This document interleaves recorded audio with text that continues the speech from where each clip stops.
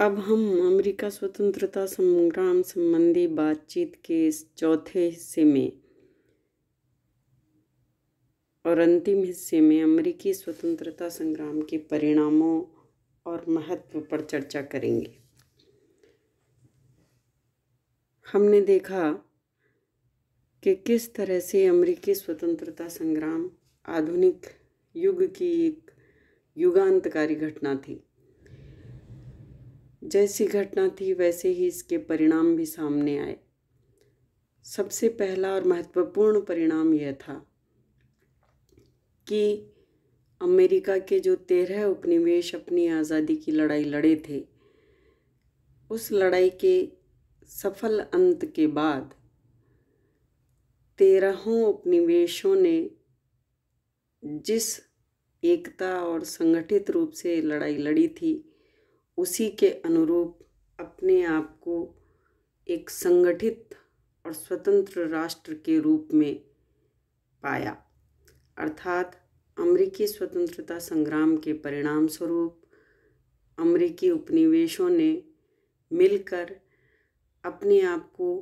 संयुक्त राष्ट्र के रूप में घोषित किया और इसीलिए इन 13 उपनिवेशों से बने हुए राष्ट्र का नाम भी संयुक्त राज्य अमेरिका रखा गया। यह आधुनिक दुनिया में एक बड़ी उपलब्धि थी, क्योंकि इसका आधार इन उपनिवेशों का अपना संघर्ष था, अपनी मेहनत थी और ये अपनी एकता के आधार पर दुनिया की सबसे बड़ी ताकत से लड़कर स्वतंत्र हुए थे, जो आधुनिक दुनिया में एक मिसाल थी। अमेरिकी स्वतंत्रता संग्राम का दूसरा जो परिणाम है, वह परिणाम भी है और आधुनिक दुनिया के लिए एक बहुत महत्वपूर्ण बात भी है, और वह है कि आधुनिक युग में पहले धर्मनिरपेक्ष राज्य की स्थापना का होना। अर्थात संयुक्त राज्य अमेरिका ने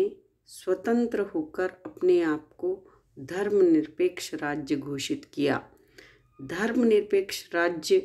का अर्थ यह था कि अभी तक यूरोप में राज्य ईसाई धर्म को संरक्षण देते आए थे। हमने देखा था कि किस तरह से ईसाई धर्म की कैथोलिक शाखा का राज्यों पर पूरा वर्चस्व होता था। उस वर्चस्व के खिलाफ धर्म सुधार आंदोलन के अंतर्गत हमने पढ़ा था कि किस तरह से राज्यों ने उन सुधारकों की मदद की जो धर्म सुधार चाहते थे, और पुनर्जागरण के दौरान ही इटली के विचारक, राजनीतिक विचारक मैकियावेली ने धर्मनिरपेक्षता का सिद्धांत अवधारणा दी थी, जिसका अर्थ था कि धर्म और राज्य अलग अलग होने चाहिए। धर्म का राज्य की गतिविधियों में हस्तक्षेप नहीं होना चाहिए। तो ये जो धर्मनिरपेक्षता की अवधारणा थी, इसे संयुक्त राज्य अमेरिका ने अपनाया और इस तरह से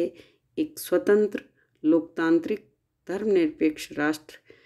की स्थापना करके दुनिया को एक नया सिद्धांत दिया जो राज्य को धर्म से अलग करता था।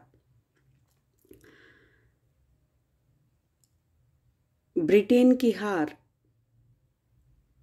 सारी दुनिया को तो चकित करने वाली थी ही, लेकिन ब्रिटेन के लिए भी वह बहुत बड़ा सबक थी। ब्रिटेन ने जितने हल्के में उपनिवेशियों को लिया था, वह उसके लिए उतना ही नुकसानदेह साबित हुआ था। और हमने देखा कि किस तरह से उपनिवेशियों जैसी कमज़ोर शक्ति ने ब्रिटिश साम्राज्य जैसी बड़ी ताकत को हरा दिया था। इससे ब्रिटेन ने सबक लिया और अब ब्रिटेन ने यह तय किया कि वह उपनिवेशों की, जो उसके बाकी बचे हुए उपनिवेश हैं एशिया में, अफ्रीका में, लैटिन अमेरिका में, उनके प्रति वह अब उस तरह की उपेक्षा का भाव नहीं रखेगा जिस तरह की उपेक्षा का भाव अमेरिकी उपनिवेशों के प्रति रखने के कारण उसे बड़ा अपमान सहना पड़ा और पराजय देखनी पड़ी। अब ब्रिटेन ने यह तय किया कि वह उपनिवेशों में चलने वाली गतिविधियों पर नज़र रखने के लिए, उपनिवेशों की शिकायतों पर नज़र रखने के लिए, उनकी बातों को जानने के लिए एक संगठन बनाएगा। और वह संगठन उसने बनाया राष्ट्रमंडल के नाम से। राष्ट्रमंडल ब्रिटेन के अधीन रहने वाले उपनिवेशों का एक संगठन था, जिस मंच पर जाकर उपनिवेश अपनी अपनी समस्या और बात रख सकते थे। इस तरह से एक चैनल के तौर पर, एक सेफ्टी वॉल्व के तौर पर ब्रिटेन ने उपनिवेशों के प्रतिनिधि बदलते हुए राष्ट्रमंडल की स्थापना की, ताकि वह उस भूल को नहीं दोहराए जो उसने अमेरिकी उपनिवेशों के साथ की थी। अमेरिकी स्वतंत्रता संग्राम का एक परिणाम ब्रिटेन के लिए भी था। हमने देखा कि ब्रिटेन में जॉर्ज तृतीय का शासन था, जो वहाँ का राजा होता था, और जॉर्ज तृतीय ने पूरी लापरवाही से, पूरी उपेक्षापूर्ण व्यवहार की वजह से ब्रिटेन की सेनाओं को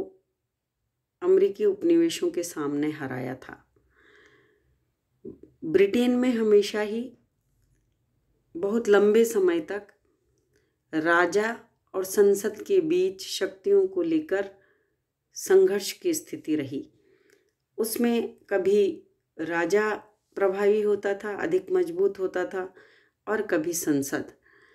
जॉर्ज तृतीय जब शासक था तो उसकी शक्तियाँ ज़्यादा थी, वह प्रभावी था। लेकिन जब जॉर्ज तृतीय के निर्णयों के कारण, जॉर्ज तृतीय के नेतृत्व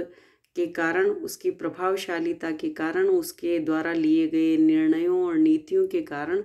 जब ब्रिटिश साम्राज्य को उपनिवेशों के सामने हार का सामना करना पड़ा, हार देखनी पड़ी,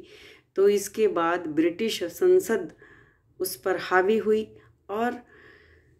ब्रिटिश संसद ने अपना प्रभाव बढ़ाते हुए जॉर्ज तृतीय को अमेरिका में हार के लिए जिम्मेदार माना, और उसका जो व्यक्तिगत शासन चला आ रहा था उसमें कमी आई, उसके प्रभाव में कमी आई, और उसकी शक्तियों को कम किया गया, और ब्रिटिश संसद का प्रभाव और वर्चस्व बढ़ा।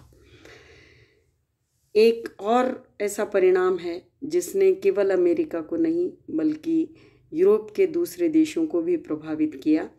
और वह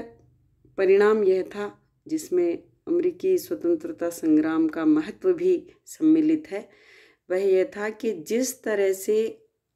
अमेरिकी उपनिवेशों ने अपने ऊपर होने वाले अत्याचारों के खिलाफ, अपने होने वाले शोषण के खिलाफ एक बड़ी ताकत से मुकाबला किया था, उससे प्रेरणा लेकर आयरलैंड ने भी ब्रिटेन के खिलाफ आंदोलन की, संघर्ष की शुरुआत की। इसी तरह से फ्रांस पर भी अमेरिकी स्वतंत्रता संग्राम का प्रभाव पड़ा, और फ्रांसीसी जनता ने भी अपने राजा के द्वारा किए जाने वाले शोषण, निरंकुशता के खिलाफ एक शुरुआत की, संघर्ष की।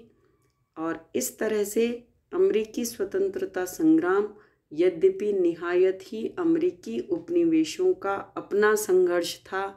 उनकी अपनी आज़ादी का संघर्ष था, अपने अधिकारों का संघर्ष था, लेकिन उससे प्रेरणा लेकर दुनिया के दूसरे देशों में भी पीड़ित मानवता ने, शोषित मानवता ने आवाज़ उठाना शुरू किया, संगठित होना शुरू किया, जो आधुनिक विश्व के निर्माण के लिए, आधुनिक काल में प्रजातंत्र की ओर ले जाने वाली, धर्मनिरपेक्ष राज्य की ओर ले जाने वाली एक महत्वपूर्ण घटना थी। इसलिए जब हम आधुनिक युग में जी रहे हैं तो हमारे लिए यह बड़ा उपयोगी है कि हम ये जानें कि ये तमाम अवधारणाएं जिनमें हम आज जीते हैं, वे चाहे राष्ट्रों की अवधारणा हो, चाहे स्वतंत्रता की अवधारणा हो, चाहे धर्मनिरपेक्षता की अवधारणा हो, और चाहे लोकतंत्र की वह अवधारणा जो व्यक्ति और राष्ट्र की आज़ादी की बात करती है, उस सब की जड़ें हमें यूरोप के और अमेरिका के इस इतिहास में दिखाई देती है, जिसका एक महत्वपूर्ण पहलू अमेरिका का स्वतंत्रता संग्राम है। अतः हमें इस संग्राम को पढ़ते वक्त अपने वैचारिक दृष्टिकोण को विस्तृत करके यह समझना चाहिए कि किस तरह से लोगों ने बड़ी बड़ी कुर्बानियाँ देकर उन विचारधाराओं की स्थापना की जिन विचारधाराओं के साये में आज हम अपना स्वतंत्र जीवन जीने के लिए स्वतंत्र हैं।